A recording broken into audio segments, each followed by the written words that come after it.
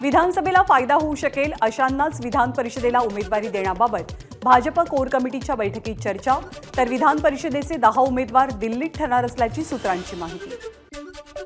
लक्ष्मण हाकेंच्या उपोषणाचा आजचा 10वा दिवस। आज 7 ते 8 मंत्री लक्ष्मण हाकेंना भेटणार, उपोषण मागे घेण्याची विनंती करणार, छगन भुजबळांची माहिती।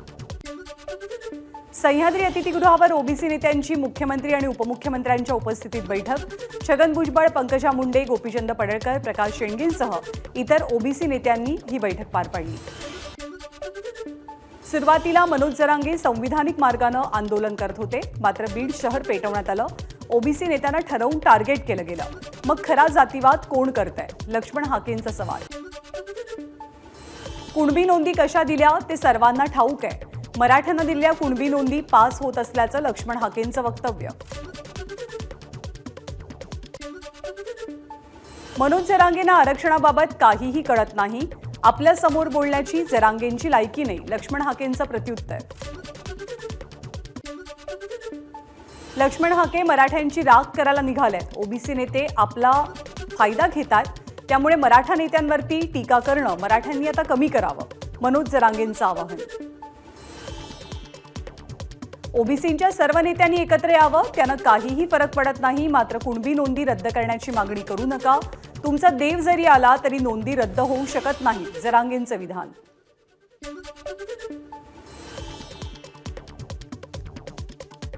लक्ष्मण हाकेंना छगन भुजबळांनीच उभं केलं। हाके आमचे विरोधक नाहीत, त्यांना दोष देणार नाही, याच्या पाठीमागे छगन भुजबळच आहेत, मनोज जरांगेंचा गंभीर आरोप। मराठ्यांचं नुकसान केलं तर छगन भुजबळांची कारकीर्द संपेन, मनोज जरांगेंचा थेट इशारा। तर कारकिर्दीचा फैसला करणारी जनता असते, माझ्या कारकिर्दीची तुम्ही काळजी करू नका, भुजबळांचा जरांगेंवरती पलटवार। सगळे सोयऱ्यांबाबत अनेक खोट्या नोंदी झालेल्या आहेत, त्या रद्द केल्या जाव्यात। सह्याद्रीवरच्या बैठकीत ओबीसी नेते प्रकाश शेंडेंची मागणी। जात पडताळणी नियम असताना सगळे सोयरे अध्यादेशाची गरजच काय? सह्याद्रीवरच्या बैठकीत छगन भुजबळांचा सवाल।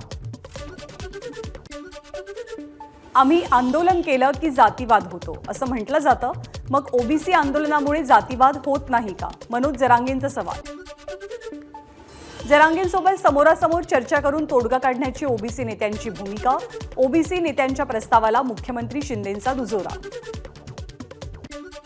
मनोज जरांगेंसोबत समोरासमोर चर्चेसाठी तयार। ओबीसी आरक्षणाला धक्का लागणार नाही हे सरकारनं लेखी द्यावं आणि उपसमितीची स्थापना करावी, लक्ष्मण हाकेंची मागणी। ओबीसी आरक्षणाला धक्का लागणार नाही असं आश्वासन एकनाथ शिंदेंनी दिलंय। सह्याद्रीवरच्या बैठकीनंतर छगन भुजबळांची माहिती। ओबीसी आरक्षणाला धक्का लागू नये यासाठी पुण्यात गेल्या 8 दिवसांपासून मंगे ससाणेंचं आंदोलन सुरू। सर्व आंदोलकांना सरकारनं चर्चेसाठी पाचारण केलंय। मंत्री छगन भुजबळांच्या नेतृत्वाखाली मंत्र्यांचं शिष्टमंडळ आज पुणे आणि जालना इथे वडीगोद्रीला जाणार। पुणे जिल्हाधिकारी कार्यालय आवारातील ओबीसी आंदोलक ॲडव्होकेट मंगे ससाणे यांची सुद्धा भेट घेतली जाईल। मराठा समाजाच्या आरक्षणासाठी 50 वेळेला उपोषण करायला लावता आणि सोडायला लावता। राज्यातल्या लबाडांच्या मागे लागून आरक्षण मिळणार नाही, हा प्रश्न केंद्रासोबत भांडल्याशिवाय पूर्णच होणार नाहीये, खासदार अरविंद सावंत यांचं वक्तव्य। आरक्षण मिळालं तरी युवकांना नोकऱ्या मिळणार नाहीत, भाजपच्या लबाडीला आणि भूलथापांना बळी पडू नका, जागे व्हा आणि त्यांना त्यांची जागा दाखवा, अरविंद सावंत यांची प्रतिक्रिया। नांदेडच्या भोकरमध्ये ओबीसी समाज आक्रमक, आरक्षण बचावसाठी चितेवरती बसून आमरण उपोषणाला सुरुवात। मनोज जरांगेंच्या विरोधात सोशल मीडियावर आक्षेपार्ह फोटो। कुणबी युवा मुंबई फेसबुक पेजवरती गुन्हा दाखल, 2 समाजात तेढ निर्माण केल्याचा आरोप। जालन्याच्या अंतरवाली सराटीच्या ओबीसी महिलांचा लक्ष्मण हाकेंना पाठिंबा, वडीगोद्री गावापर्यंत पदयात्रा काढली। ओबीसी आरक्षण बचावचा नारा देत शेकडो महिला आणि मुलींचा पदयात्रेत सहभाग। शक्तीपीठ महामार्गाच्या भूसंपादनाला स्थगिती देत महामार्गाच्या फेरआखणीचे मुख्यमंत्र्यांकडून आदेश। जनभावनेचा विचार करून आणि त्यांना विश्वासात घेऊनच प्रकल्प पुढे नेला जाईल, मुख्यमंत्र्यांची ग्वाही। खरीप हंगामातील खतं आणि बियाणांच्या पुरवठ्याबाबत कृषीमंत्री धनंजय मुंडे लवकरच बैठक घेणार, तर रासायनिक खतांचं लिंकिंग करणाऱ्यांवरती कठोर कारवाई केली जाईल, महसूल मंत्री राधाकृष्ण विखेंची माहिती। BMS, BBA आणि BCA या अभ्यासक्रमांचे प्रवेश 2 महिने लांबण्याची शक्यता. जुलैच्या अखेरीस अतिरिक्त CET होण्याचा अंदाज. UGC नेट परीक्षा पुढे ढकलली. संसाधनांचा अभाव असल्याचं कारण देत परीक्षा पुढे ढकलण्याचा निर्णय.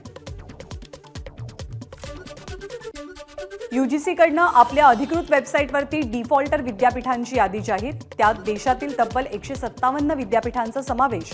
लोकपालची नियुक्ती न केल्यामुळे UGC कडनं कारवाई. नीटचा पेपर 32 लाख रुपयांना विकला गेला. परीक्षेपूर्वी एक दिवस आधी प्रश्नपत्रिका दिली गेली. 4 आरोपींनी पोलिसांकडे कबुली दिल्याची सूत्रांची माहिती. CETच्या पेपरमध्ये अनेक चुका होत्या. विद्यार्थ्यांप्रती सरकारची जबाबदारी आहे की नाही, आदित्य ठाकरेंचा सवाल. तर फेरपरीक्षा नको ही आमची मागणी, आदित्य ठाकरेंची भूमिका.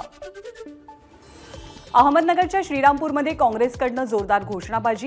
नीट परीक्षा निकालातील घोटाळ्याची चौकशी व्हावी आणि नीट परीक्षा रद्द करत पुन्हा नव्यानं घेण्याची मागणी. UGCच्या डिफॉल्टर यादीमध्ये राज्यातल्या 7 विद्यापीठांचा समावेश. मराठवाडा कृषी विद्यापीठ, SNDT विद्यापीठ, राष्ट्रीय कायदा विद्यापीठासह अन्य 4 विद्यापीठांवरती कारवाई. ज्ञानराधा पतसंस्थेचे अध्यक्ष सुरेश कुटेंच्या अडचणीमध्ये वाढ. कुटेंच्या पोलीस कोठडीत 3 दिवसांची वाढ. ज्ञानराधा पतसंस्थेतील ठेवीदारांना मिळत नसल्याप्रकरणी कोठडी. महाराष्ट्र शासनाच्या वतीनं काश्मीरमध्ये लवकरच उभारणार महाराष्ट्र सदन. सार्वजनिक बांधकाम मंत्री रवींद्र चव्हाणांची घोषणा. काश्मीरमध्ये जमीन खरेदी करण्यासाठी विभागाच्या वतीनं 9,30,24,000 रुपयांची आर्थिक तरतूद. काँग्रेसचे प्रदेशाध्यक्ष नाना पटोलेंकडनं अटल सेतूची पाहणी. उल्वे इथे काही प्रमाणात रस्ता खचला तर काही ठिकाणी तडे गेल्यामुळे पटोलेंकडनं रस्त्याची पाहणी. पंतप्रधान मोदींनी मोठा गाजावाजा करत अटल सेतूचं उद्घाटन केलं. इतका मोठा खर्च झाला पण त्यात भ्रष्टाचार किती झालाय हे दिसून येत आहे. नाना पटोलेंची सत्ताधाऱ्यांवर टीका.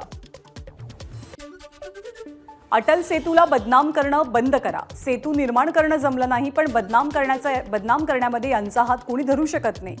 फोटोमध्ये दिसणाऱ्या भेगा या सेतूकडे जाणाऱ्या रस्त्याच्या आहेत आणि त्याच्या दुरुस्तीचं कामही पूर्ण होत आलंय. भाजपकडनं स्पष्टीकरण.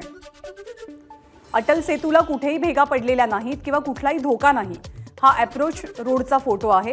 काँग्रेस पक्षानं खोट्याचा आधार घेऊन भेगा नावाचा कट रचला. देवेंद्र फडणवीसांची ट्विट करून माहिती. अटल सेतूच्या मुख्य भागावर कोणतेही तडे गेलेले नाहीत. या सेतूला जोडणाऱ्या मार्गावरती किरकोळ भेगा पडल्यात. त्यामुळे अफवांवरती कुणीही विश्वास ठेवू नये. अटल सेतूच्या प्रकल्प अधिकाऱ्यांची माहिती. मुंबईच्या शरदचंद्र पवार पक्षाच्या प्रदेश कार्यालयात सेवा दल, आदिवासी सेल, विद्यार्थी युवती, OBC सेलच्या पदाधिकाऱ्यांसह बैठका संपन्न. विधानसभा निवडणुकांच्या पार्श्वभूमीवर विविध स्तरांवर सखोल चर्चेची माहिती. महाविकास आघाडीतल्या एकीसाठी शरद पवारांनी कमी जागांवरती समाधान मानलं. शरद पवारांच्या पक्षाचे पुणे शहराध्यक्ष प्रशांत जगताप यांचं वक्तव्य. संतश्रेष्ठ निवृत्तीनाथ महाराजांची पालखी आज नाशिकमध्ये येते. नाशिककरांच्या वतीनं लोकप्रतिनिधी आणि अधिकारी या पालखीचं स्वागत करतील. सिंदखेड राजा येथील मूर्तीच्या उत्खननाचं 90% काम पूर्ण. JCBच्या सहाय्यानं आज ही मूर्ती बाहेर काढली जाईल. सर्दी, खोकला आणि तापामुळे मुंबईकर हैराण. श्वास घेण्याचा त्रास होणाऱ्या रुग्णांच्या संख्येत यंदा वाढ. लक्षणांकडे दुर्लक्ष न करता वेळेत उपचार घ्यावेत, डॉक्टरांचा सल्ला. पावसाळ्यामध्ये मुंबई गोवा वंदे भारतच्या अप आणि डाऊन मार्गावरील 124 फेऱ्या रद्द. अतिरिक्त रॅक अभावी वंदे भारतच्या फेऱ्या रद्द झाल्याची माहिती. मुंबई मेट्रो 3च्या मार्गावरती RDSO चाचण्यांना सुरुवात. स्टेशनवरची उपकरणं, बोगद्यातल्या यंत्रणेंची तपासणी सुरू. RDSO चाचणी पूर्ण झाल्यावर मेट्रो 3 या सेवेला ग्रीन सिग्नल मिळेल. मुंबईतील रस्त्याच्या कडेला असलेल्या भूमिगत गटारांची CCTVद्वारे पाहणी केली जाईल. नालेसफाई नीट झाली आहे की नाही हे तपासण्यासाठी महानगरपालिकेचा निर्णय. मुंबईच्या रस्त्यांवरील अतिक्रमणाविरोधात हायकोर्टात याचिका. अतिक्रमणांमुळे ट्रॅफिक आणि प्रदूषणाची समस्या वाढत असल्याचा याचिकेतनं आरोप. अमरनाथ MIDC मधल्या सेंट गोबिंद कंपनी विरोधात शिवसेनेकडनं आंदोलन. कोणतेही कारण न देता 20 ते 25 वर्षांपासून काम करणाऱ्या 300 कामगारांना कामावरनं काढून टाकण्यात आल्यामुळे कामगारांसह शिवसेनेचं आंदोलन. जूनच्या शेवटच्या आठवड्यापासून मुंबईसह राज्यात मान्सून सक्रिय होणार. तर 24 आणि 25 जूनला मुंबईत मुसळधार पावसाचा हवामान खात्याचा अंदाज। मुंबईच्या पश्चिम उपनगरात जोरदार पाऊस, अंधेरी, जोगेश्वरी, गोरेगाव या परिसरात मुसळधार पाऊस।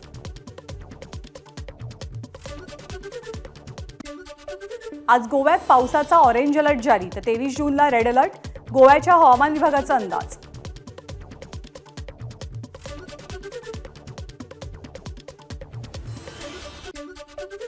भंडारा जिल्ह्यातल्या अनेक भागात पावसाची संततधार, या पावसामुळे बळीराजा सुखावला।